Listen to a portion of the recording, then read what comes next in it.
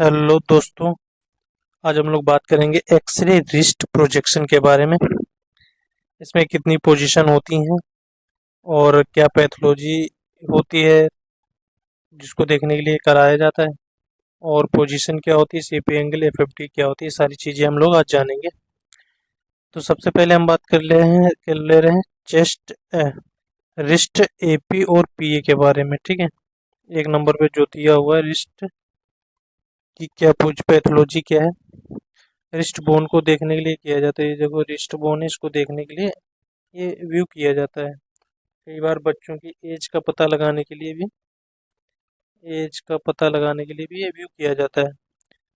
और रिस्ट में कोई एबनॉर्मलिटी हो या डिसलोकेशन हो गया हो या फ्रैक्चर वगैरह हो, इसकी वजह से भी ये कराया जाता है। ठीक है, पोजीशन देख लेता हूँ, पोजीशन क्या है।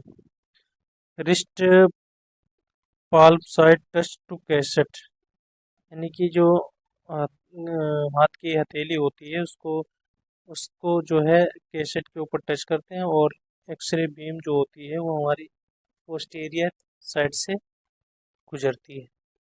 इसका सीपी एंगल देख लेते हैं। Mid of wrist bone, carpal area between radius and styloid process, यानी कि हमारा जो सीपी एंगल रहेगा ये आपकी रिस्ट होगी। ठीक है, इसमें मिड में ये और ये एरिया आपका सीपी एंगल ये एरिया बनाएगा। ठीक है, इसकी एफएफडी क्या होगी, एफएफडी होगी 40 इंचेस। एफएफडी मतलब फोकल फिल्म डिस्टेंस, यानी कि आपका जो जहाँ से एक्सरे बीम आती है, ये मान लो एक्सरे बीम हो गई और ये तुम्हारा कैसेट होगी। ठीक है, इसके जो बीच की डिस्टेंस होती है उसी को हम लोग बोलते हैं एफएफडी, फोकल फिल्म और डिस्टेंस, बीच की डिस्टेंस ये होनी चाहिए 40 इंचेस। ठीक है, अगली पोजीशन पे बात करते हैं अल्नर डेरिवेशन। इसमें पैथोलॉजी क्या है, किस लिए कराया जाता है। तो पैथोलॉजी में आ जाओ, सबसे पहले देखते हैं इसके फॉइड बोन की पोजीशन क्या है, उसमें फ्रैक्चर वगैरह तो नहीं, इसके लिए ये कराया जाता है। ठीक है, पोजीशन देख लेता हूँ क्या है।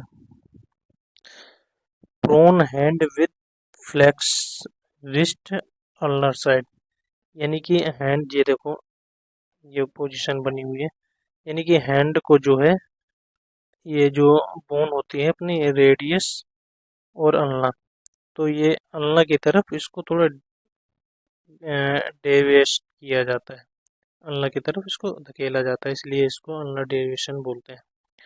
ठीक है, अब इसकी सीपी एंगल देख लेते हैं क्या है।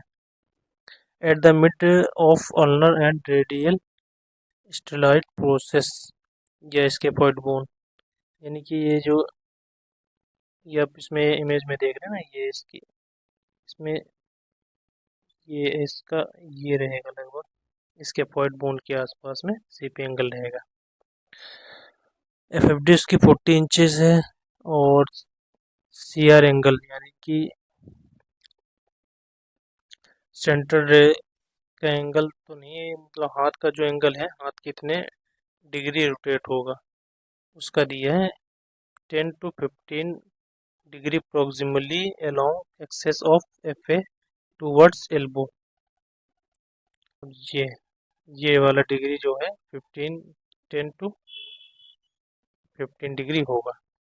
ठीक, अब हम बात करते हैं कार्पल टनल व्यू के बारे में। अच्छा, कार्पल टनल व्यू क्यों कहते हैं, ये टनल के आकार का रेडियोग्राफ होता है। ठीक है, इसलिए इसको टनल व्यू कहते हैं। पैथोलॉजी देख लेते हैं किस वजह से ये कराया जाता है।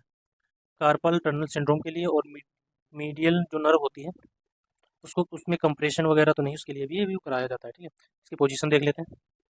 Hand on the cassette and dorsi flexion 90 degree rotate, यानी कि ये देखो ये हैंड सीधे रखा। ठीक है, अब इसको डोर्सी डोर्सी डोर्सी फ्लेक्शन किया है 90 डिग्री के, ये आपका 90 डिग्री आ रहा है। ठीक है, the cassette is placed under the affected list, यानी कि जहाँ पे भी अफेक्टेड होगा उसी के नीचे कैसेट ही रख देंगे। ठीक है, इसका सीपी एंगल देख लेते हैं। X ray beam will be centre to the mid point of the carpal area, यानी कार्पल बोन के जो होते हैं उसी के बीच में ये देखो ऐसे सीपी एंगल ये बनेगा आपका। ठीक है, FFD उसकी 100 सेंटीमीटर है या 40 इंचेस, ठीक है।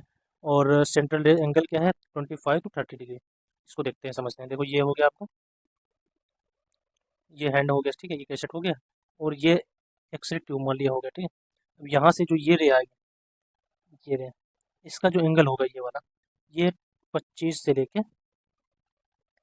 30 डिग्री तक होगा, ठीक है। धन्यवाद।